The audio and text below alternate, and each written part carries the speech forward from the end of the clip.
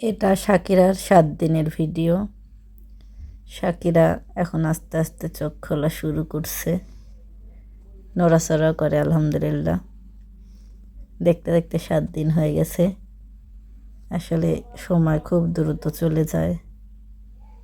এখন শাকিরার বয়স 2 বছরের বেশি।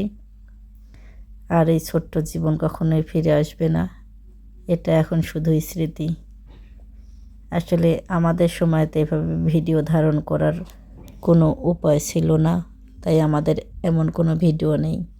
কিন্তু এখন যাদের এমন উপায় আছে ভিডিও ধারণ করা, আমার মনে হয় সব পিতামাতার ভিডিও করে রাখা উচিত মেমোরির জন্য। কারণ এই সময়টা আর কখনোই পাওয়া যায় না।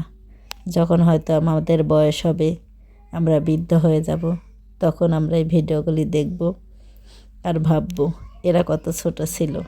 এরাও যখন দেখবে তখন বুঝতে পারবে ওদের চেহারা, ওরা কেমন ছিল। ভাবতেই অবাক লাগে, আমরাও একসময় এত ছোট ছিলাম।